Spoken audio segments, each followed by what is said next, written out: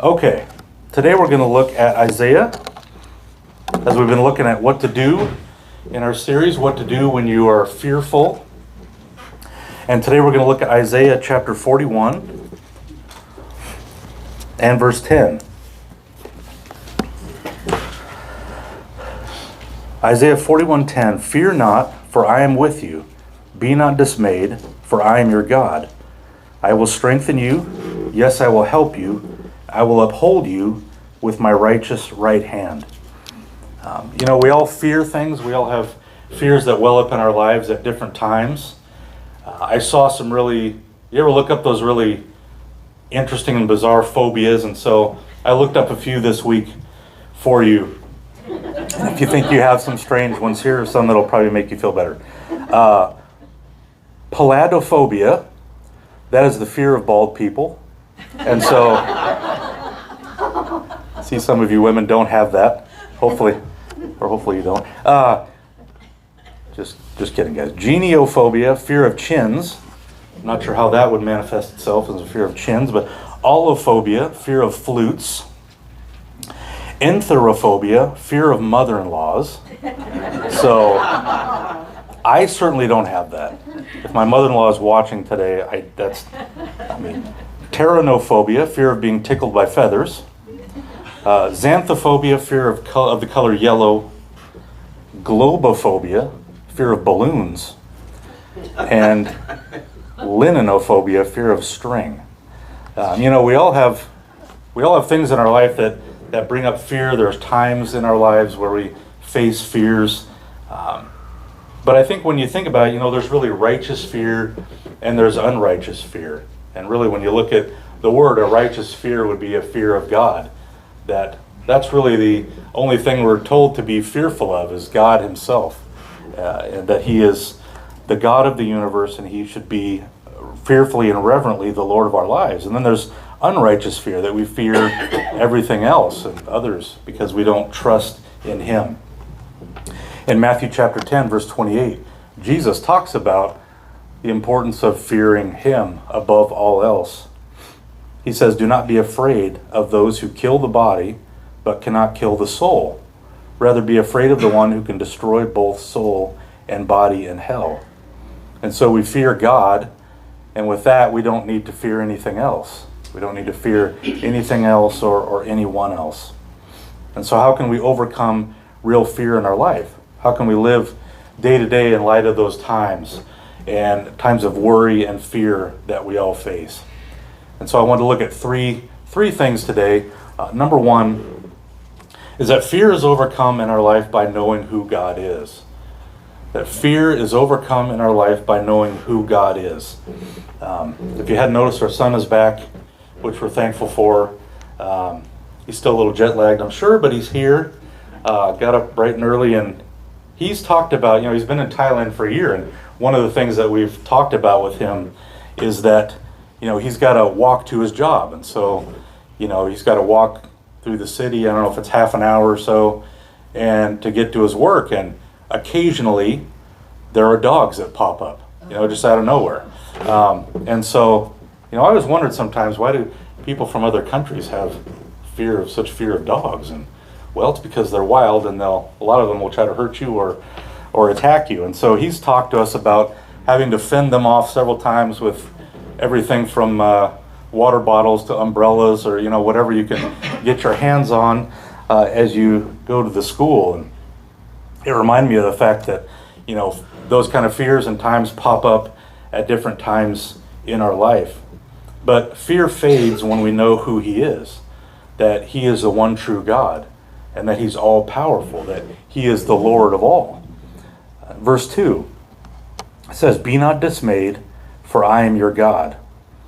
Now, interestingly, that word dismay is not just maybe what we think about, like, well, I'm a little dismayed, I'm a little worried about this.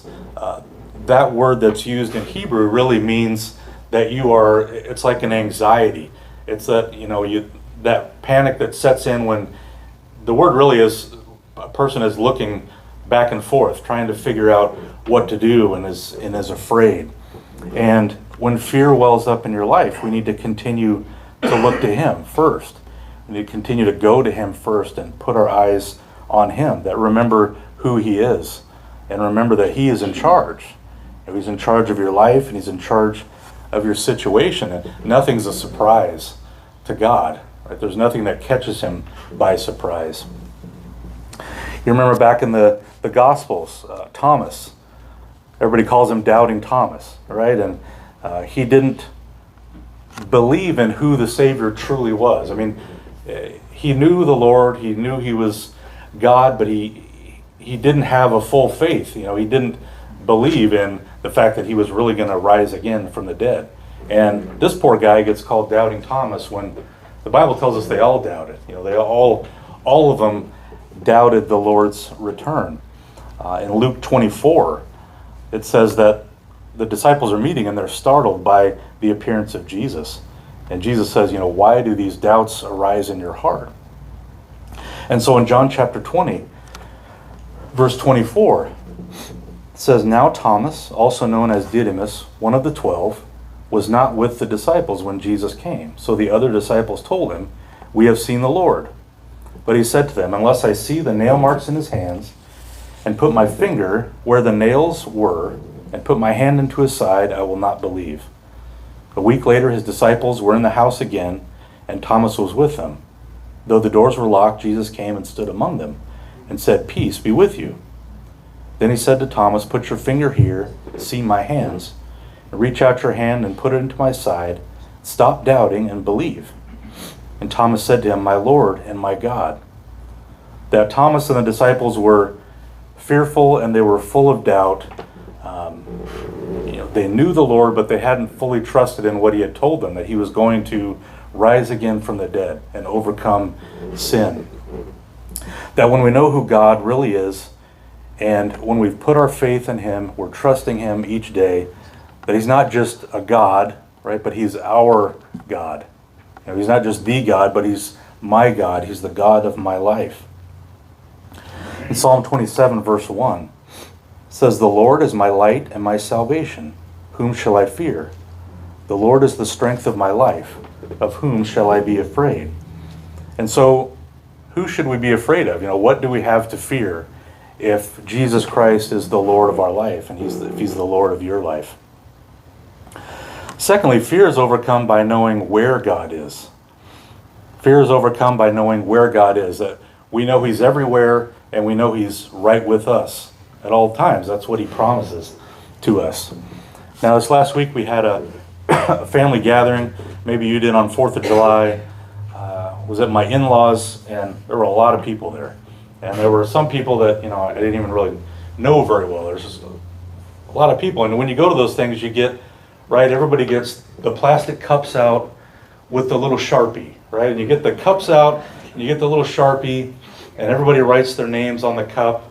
And then, so I did that, and then, you do some stuff, and then you're like, where's my cup? And there's like 100 cups, and all with like the same color Sharpie on them, and you're trying to go through and look, and then you forget where they all are and where yours is, and you can't find it. And, that made me think about the Lord, that, we know who God is, we know where he is, and he knows everything that's going on. He knows every detail of our lives. He knows every detail of what's going on in our world, that he's with us and that he's always there.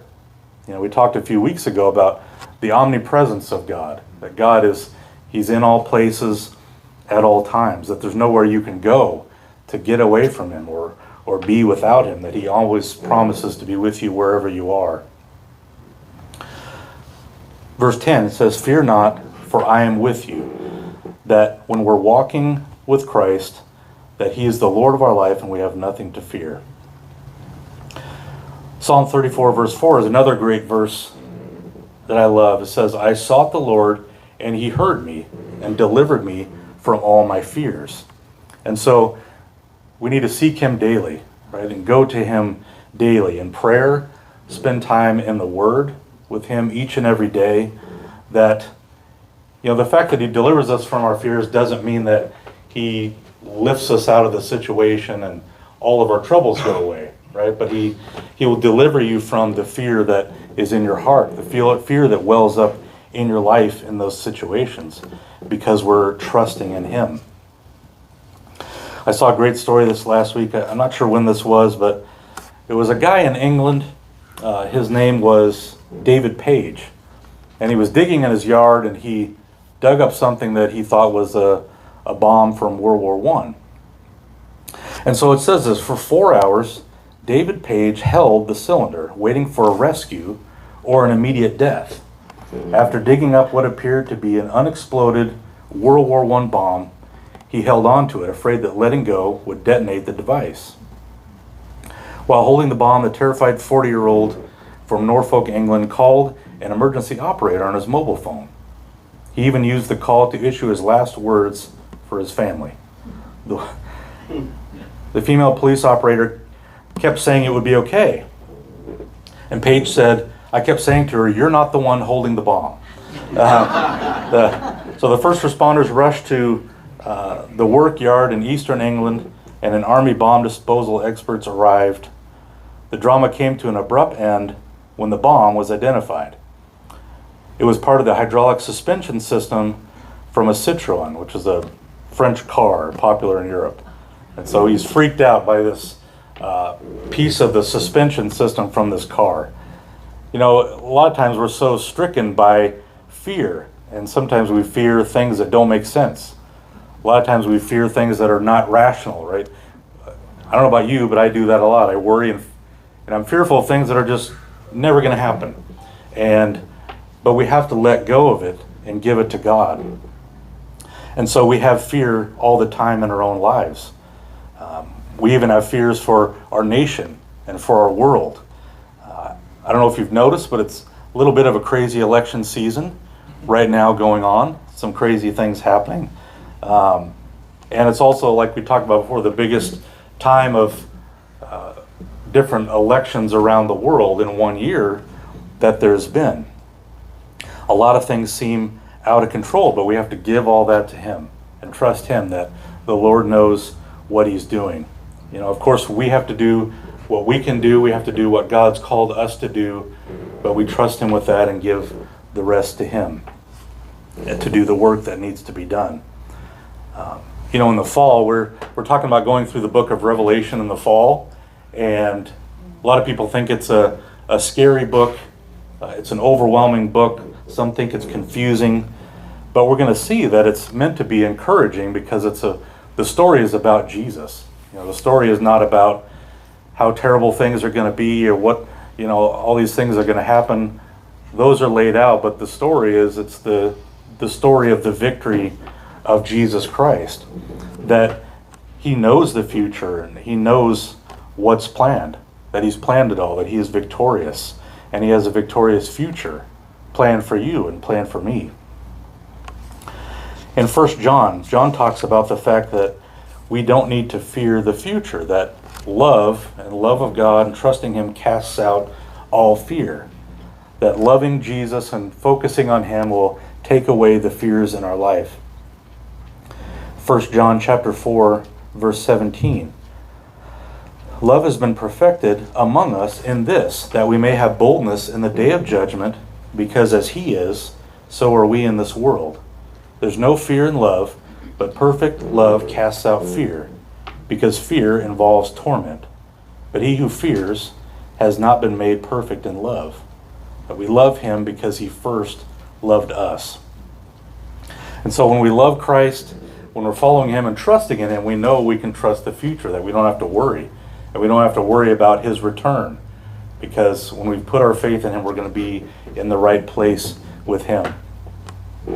The great old commentator Albert Barnes said this about this passage in 1 John. He said, if a man had perfect love to God, he would have no fear of anything. For what would he have to dread? He would have no fear of death, for he would have nothing to dread beyond the grave. It is guilt that makes people fear what is to come. But he whose sins are pardoned, and whose heart is filled with the love of God, has nothing to dread in this world or the world to come. The angels in heaven, who have always loved God and one another, have no fear, for they have nothing to dread in the future. The redeemed in heaven, rescued from all danger and filled with the love of God, have nothing to dread. And as far as that same love operates on earth, it delivers the soul now from all apprehension of what is to come. And so we need to trust him with all things because we know that he's with us at all times. He's with us in our life. And number 3, fear is overcome by knowing God's provision. Fear is overcome by knowing his provision, that he's going to provide for your life in all things. That fear is overcome by knowing that he's going to take care of your needs. He's going to take care of all the things in your life. At the end of verse 10, he says, I will strengthen you, yes, I will help you, and I will uphold you with my righteous right hand. You know, when you are afraid, where do you go? Where do you turn to? So often we turn inward when we have fears. So often we turn into ourselves. Our minds kind of run rampant. How am I going to fix this? What am I going to do? How am I going to figure this out? How am I going to figure out the answer for this problem when the solution is there all the time, that we need to go to him? And as I get older, I realize that all I can really do is pray for God's strength, pray for his wisdom, pray for his direction, and then do the best that I can and trust that his will be done. And of course, by trusting in his will, that doesn't mean that, I'm hoping that it's going to happen, but I know that his will is going to be accomplished. That I know he's going to do his will in my life. When you think back to the beginning of the book of Joshua, you have Joshua now leading the people. Moses has died, and so that's a hard act to follow, right? Moses has died. He's led the people for years, and now it's all in Joshua's hands. And now because Moses is not allowed to go into the promised land, it's on Joshua and the people to head into the new land, and that's going to mean new challenges, battles, and of course the people need encouragement. And God encourages Joshua by telling the people, that I will be with you. Joshua 1:9, have I not commanded you, be strong and of good courage.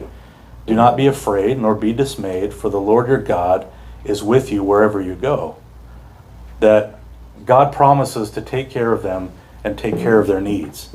And, in our lives, do you think that the God who parted the Red Sea is, enough to take care of your situation and enough to see you through your struggles? Do you think the God that prepared this giant fish, right, to swallow up Jonah and to kind of redirect his life, do you think he's capable of fixing your situation and delivering you? Do you think the God that made the walls of Jericho fall down in this amazing battle, do you think that he's capable of meeting your needs? And do you think the God that was resurrected, right, he overcame sin and death, he rose again from the grave, do you think he's big enough and powerful enough to meet your needs and to take care of your situation? To work in the lives of others that we're trusting him for, and all the work that we'd love to see him do. And God says in Isaiah, I will strengthen you, yes, I will help you, I will uphold you with my righteous right hand. That he'll give you strength when you're afraid and when you're weary. And he'll help you and he'll provide for you at all times. And he'll hold you up when you feel like you can't go on anymore. He'll give you strength and he'll lift up your life with his mighty right hand. Another great verse is Psalm 37, referring to the hand of God. Psalm 37, verse 23 and 24.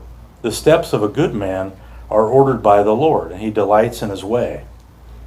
Though he fall, he shall not be utterly cast down, for the Lord upholds him with his hand. That when we're afraid, when we feel like we're in trouble, that he'll hold us up with his mighty right hand, that he's the strength that we need, and he's the provision that we need in our life, and he's the hope that we need. And really, his hand of provision means a lot of different things. I mean, it can mean basic things like, providing food, providing a shelter and a home. It can be providing wisdom in situations that we don't know how to handle. It can be providing direction for our life. Where do I need to go next? What do I need to do next? It can be purpose in our life. There's times where we feel like we don't have purpose. We can look to Him and He gives us purpose and He gives us hope in our life. Another great passage you probably all know, Proverbs 3, 5 and 6. Proverbs 3, verse 5 and 6. Trust in the Lord with all your heart and lean not on your own understanding. In all your ways acknowledge Him, and He shall direct your paths. That this is one of the great warnings of Scripture, right? And a passage that so many have memorized, that our instinct, the first thing we go to is often to lean on ourselves and fix things ourselves. That our instinct is to try to do it ourselves and handle it ourselves. But the Lord says, don't trust in your own wisdom, but lean on me. Lean on me, not on your own understanding, but trust in me, and that He'll direct your life and He'll guide your path. Well, I wanted to finish with a great quote from Oswald Chambers. And this is a good thing to remember. He said, the remarkable thing about God is that when you fear God, you fear nothing else. Whereas if you do not fear God, you fear everything else. That's basically the whole thing in a nutshell, right? There's really nothing more true than that. That if we fear God and we trust in Him, that if we trust in Him and His work, and we trust in who He is, that we won't fear anything else or anyone else because we don't need to, right? Because we know who He is. That we won't have any reason to fear because we know that everything's in His hands and we can trust Him. And so trust Him today with the fears that you have. Trust Him today with the cares and the worries that you have. And when fear tries to get a hold of your life, go to Him in prayer and give it all to Him. And then let Him work and watch Him work in your life.